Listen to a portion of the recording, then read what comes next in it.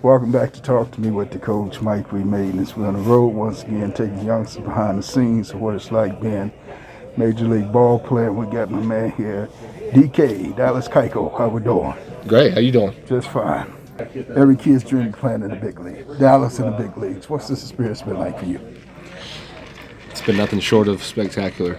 It gets better and better each day, it feels like. So I've honestly never taken a day for granted, and it goes by faster than it gets there. And I used to always tell my guys the quickest way to the big leagues is pitching and catching. So you're a pitcher. I mean, what was your role like getting here? A lot of adjustments. I had some talent. High school coming up. Went to a good college, but it's not about where you go anymore. It's about the progress you make and the adjustments that you make, and the quicker you can respond to that, the better off you are. So that's what I think about now. Looking at the future of ball, when my time's up and I lead this game, hopefully the newcomers will be in some of the positions I were, and this game will be in good hands.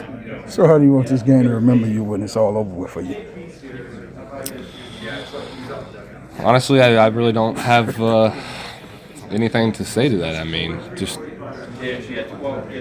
we're just a piece of sand in the ocean, pretty much, when it's all said and done. And I've been fortunate enough to play, and I never had any expectations other than I want to do the best I possibly can and give everything I have. So I guess if I had to be remembered, or it would just be that I did the best I could every time out. So it's all about having an opportunity. So what did you do to put yourself on the radar with the scouts? Well, I was left-handed, so that was pretty good. Honestly, I just love sports so much that, like I said, I gave everything, but I always had good fastball command, and that's what this game is based on. I mean, some people would argue it's kind of skewed now with a lot of breaking balls, but if you want to have a good career, you're going to have good fastball command, and that's going to be from the old ages to hopefully 100 years from now.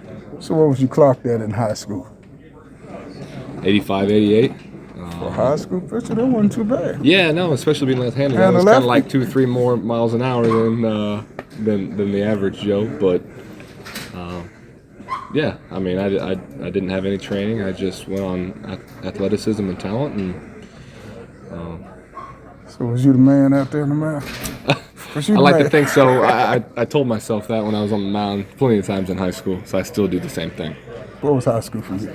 High school for me was in Tulsa, Oklahoma. I went to Bishop Kelly High School, a little 5A school out of six divisions, and was fortunate to play high school ball with a lot of the guys I grew up playing when we first branched out and played competitive ball. So the camaraderie, the athletes that we have, we kind of bonded, and that just really progressed to high school, and we won 2 state championships out of 4 appearances. Oh, so now you go brag now. Yeah. So we did all right.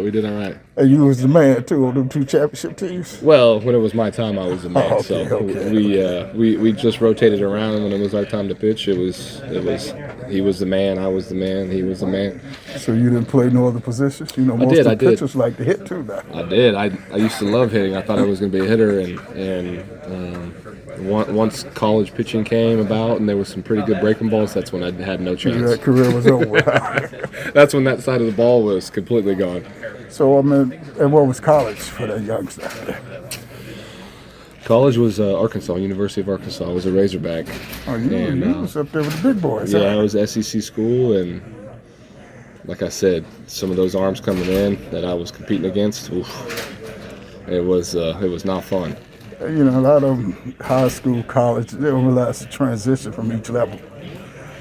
That you had to make the transition from the high school level to college level, mentally and physically. Yeah, that was no different. I mean, every step of the way, even here, it's you got to continually make adjustments. through the course of 30, 34 starts a year, you're going to have to make adjustments on the fly out there in between starts, stuff like that. And high school to college is no different. College to professional ranks, and then throughout the professional ranks, it was just a continuous cycle of adjustments and making sure you're ready to go. Now, I would always tell my guys from high school to college to big leagues, there's no difference. Just the competition become better. You eliminate the ones that can from the ones that cannot.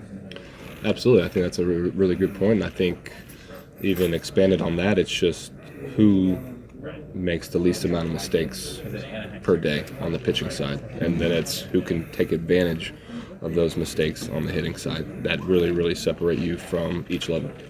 Who were some of your mentors along the way?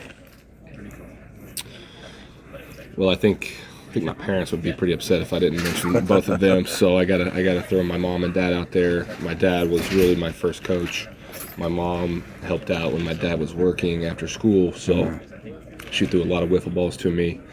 And then a couple coaches. So you tore the house up with the wiffle balls. Yeah. There was a few broken windows, but yeah, I had to do my chores in order to save up to fix the windows. But a few coaches along the way that really helped with my advancement was my college coach, Coach Dave Jorn, and then one of the most influential coaches is Brent Strom, who's now with the Diamondbacks, the pitching coach. He was with the Astros.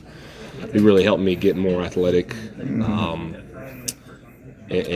the way I delivered the pitch. And as soon as I got with Strom, it was like my career took off. So I owe him a lot, and I tell him that pretty much every month of the season that I've had. Why were some of those players I used to coach who remember me? They remember the coach. Now, this last question. Every kid's dream of playing in the big leagues. You got that call, you were going to the big leagues, you walked in that locker room for the first time, saw your uniform hanging up in that locker. What was that feeling like?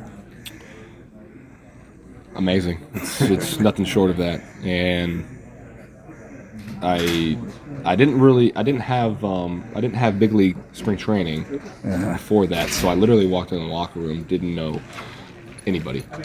And it's a very scary feeling and an amazing feeling at the same time, because you don't really know your place yet because you've never been there before. And I just kind of took my experiences from when I got called up each level to just, hey, keep to myself, keep my excitement within myself, because everybody in that room has done it before, and just stick to what I know and hopefully go do my job the best of my ability. And I had a few ups and downs. I was sitting down a couple times, but made adjustments, like I said, and still alive and kicking. Did you cry? I did not cry. Did mom and daddy cry? Oh yeah, I'm sure. I know my mom did on the phone call. I'm sure my dad did after the phone call, so I couldn't see it or hear it. Coach, take you behind the scenes with the man DK. Appreciate it. Yeah. Thanks a lot.